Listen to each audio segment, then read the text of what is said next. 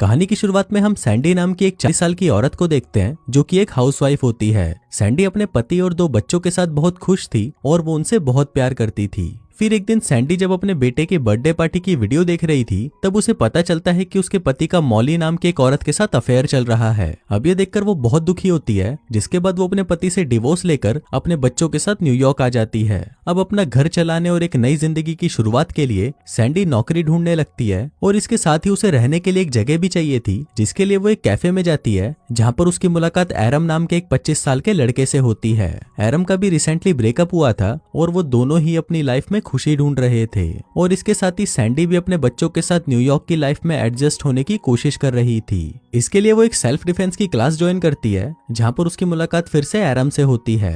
एरम को ग्रेजुएट होने के बाद भी कोई खास अच्छी नौकरी नहीं मिल रही थी, इसलिए उसे पैसों के लिए वो भी काम करना पड़ रहा था जो करना उसे पसंद नहीं था। तभी उस क्लास की टीचर हे मूवी के चाहने वालों, हम आपके लिए लेकर आए हैं एक धमाका ऑफर। नेटफ्लिक्स और अमेजोन पर भारी भरकम छूट आपके सामने अभी प्लान लिखे हुए हैं। अगर आपको हमारे प्लान चाहिए तो दिए गए व्हाट्सएप नंबर पर कांटेक्ट करें।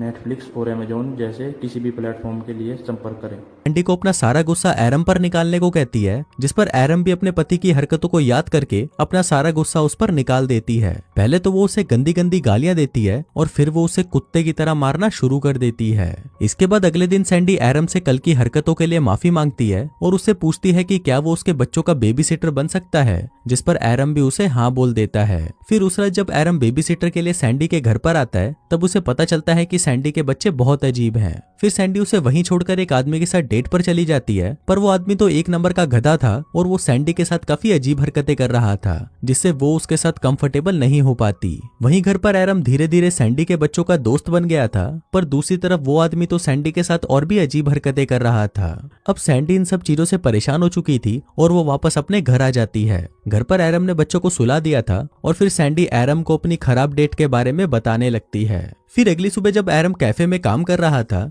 तभी वहां पर सैंडी के दोनों बच्चे आते हैं और उसे बोलते हैं कि उनकी मां मर चुकी है। अभी सुनते ही एरम भागकर उनके साथ उनके घर पर आता है, पर जब वो वहां पर सैंडी को चेक करता है तो वो बच्चों को बताता है कि वो मरी नहीं बल्कि सो रही है। इसके बाद हम सैंडी को देखते हैं जिसकी लाइफ अब पहले से बेटर हो चुकी थी और उसे अपने काम में भी प्रमोशन मिल रहा था। अब क्योंकि सैंडी का काम भी बढ़ रहा था इसलिए वो एरम को परमानेंट बेबी सिटर की जॉब ऑफर करती है, पर उसके इस काम से एरम के मॉम डैड बिल्कुल भी खुश नहीं थे, क्योंकि एरम ने एक अच्छे कॉलेज से ग्रेजुएशन की थी और वो नहीं चाहते थे कि एरम बेबी सिटर वाली जॉब करे। इसलिए उनके कहने पर एरम बेबी सिटिंग के साथ साथ एक बड़ी कंपनी में जॉब भी ढूंढने लगा।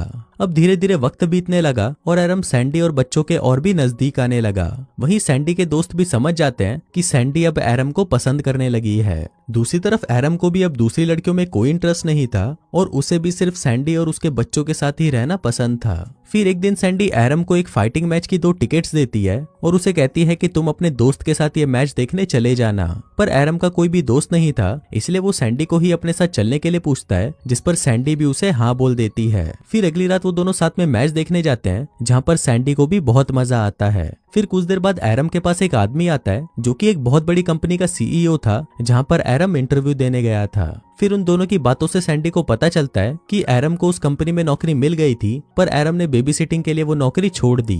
एरम उसे बताता है कि पहली बार उसे कुछ करने से खुशी मिल रही है और उसे सैंडी और उसके परिवार के साथ रहना बहुत पसंद है। तभी हम देखते हैं कि मैच के दौरान एक बॉक्सर सीधा एरम के ऊपर आकर गिर जाता है, जिससे उसको बहुत चोट लगती है। फिर सैंडी उसे उठाकर अपने घर ले जाती है और उसे आज रात यहीं रुकने को कहती है, पर तभी वहाँ पर सैंडी का एक्स हस्बैंड आ जाता है और वो सैंडी और बच्चों को एरम के साथ खुश देखकर सैंडी से झगड़ने लगता है। वो उसे कहता है कि सैंडी वापस उसके पास आ जाए। फिर बच्चों को सुलाकर एरम जब वापस बाहर आता है तो वो आदमी एरम को वहां से जाने को कहता है, लेकिन एरम वहीं रुक जाता है और वो सैंडी को उसे अपनी दिल की बात कहने को कहता है। अब सैंडी वो बातें बोल नहीं पा रही थी जो उसने उस सेल्फ डिफेंस की क्लास में बोली थी, पर जब एरम उसी की बातें उसे वापस बोलने लगता है तब सैंडी भी वही बातें बोलना शुरू कर देती है और वो अपने एक्स हस्बैंड को गंदी गंदी गालियां देने लगती है। सैंडी ने अपने हस्बैंड को वो सारी बातें बोल दी थी जो कई सालों से उसके दिल में थी। फिर अपने पति को वहां से भगाने के बाद सैंडी एरम को कहती है कि कल वो उसे अपने साथ डेट पर ले जा रही है। फिर अगले दिन जब एरम अपने दोस्त को बताता है कि वो सैंडी के साथ डेट पर जा रहा है तो उसके दोस्त को ये सुनकर बहुत बुरा लगता है, क्योंकि उसी रात उसका एक स्टेज परफॉर्मेंस था और वो चाहता था कि एरम भी उसे देखने आए।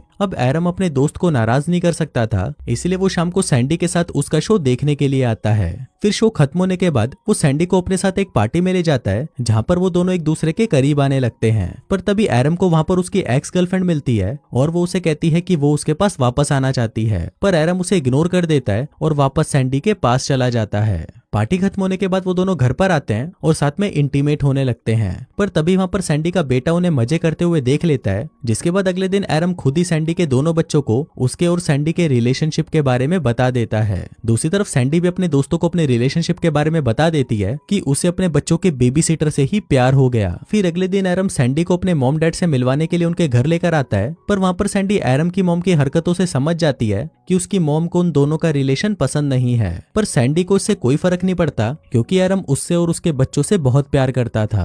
पर क्योंकि एरम की उम्र सिर्फ 25 साल थी, इसलिए सैंडी के दोस्त उसकी और एरम की रिलेशनशिप का मजाक उड़ाने लगे थे, पर एरम को इस बात से कोई फर्क नहीं पड़ता। लेकिन अब सैंडी को ये लगने लगा था कि वो एरम से बहुत बड़ी है और वो उसकी जिंदगी बर्बाद कर रही है। फिर एक दिन ऑफिस में काम करते हुए सैंडी को बहुत ही अजीब फील होने लगता है और तब उसे पता चलता है कि वो प्रेग्नेंट है। फिर रात को सैंडी इस बारे में एरम को बताती है, जिसको सुनकर पहले तो एरम घबरा जाता है, पर फिर बाद में वो सैंडी को कहता है कि वो भी यही चाहता है कि सैंडी और एरम हमेशा साथ में रहें। फिर अगले दिन जब वो दोनों डॉक्टर के पास जाते हैं तो डॉक्टर उन्हें बताता है कि सैंडी प्रेग्नेंट तो है, पर वो इस बच्चे को जन्म नहीं दे पाएगी क्योंकि उसकी उम्र बहुत ज्यादा है। अभी सुनकर सैंडी परेशान हो जाती है और बाहर आकर वो एरम से झगड़ने लगती है। झगड़े के दौरान वो एरम से कहती है कि उनका साथ में रहना सही नहीं है क्योंकि वो उससे 15 साल बड़ी है और उनका रिलेशनशिप आगे नहीं चल सकता।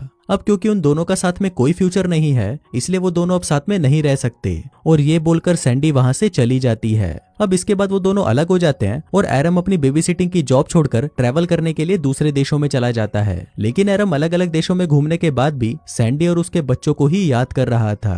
वहीं दूसरी तरफ सैंडी एक अच्छी माँ बनने की कोशिश कर रही थी और उसे अपनी जॉब में भी एक और प्रमोशन मिल गया था। अब ऐसे करते करते 5 साल बीत जाते हैं और सैंडी एक सक्सेसफुल रिपोर्टर बन जाती है और वहीं एरम दुनिया के अलग अलग देशों में घूमते हुए बच्चों को पढ़ाने लगता है। एरम के साथ काफी लड़कियां रिलेशनशिप में आने की कोशिश करती हैं, पर एरम उन्हें मना कर देता है क्योंकि अब वो अकेले रहना चाहता था। फिर एक दिन हम सैंडी को उसके बच्चों के साथ एक रेस्टोरेंट में देखते हैं। तभी सैंडी की मुलाकात वहां पर एरम से होती है और वो दोनों ही एक दूसरे को देखकर बहुत खुश होते हैं। फिर एरम उसे बताता है कि कुछ सालों पहले बांग्लादेश में उसने एक बच्चे को अडॉप्ट कर लिया था और अब वो दोनों साथ में रहते हैं। फिर जब सैंडी को पता चलता है कि एरम अभी भी सिंगल ही है तो सैंडी एरम के साथ वापस रिलेशनशिप में आ जाती है और वो दोनों खुशी खुशी साथ रहने लगते हैं। और इसी के साथ ही ये कहानी यहीं खत्म हो जाती है।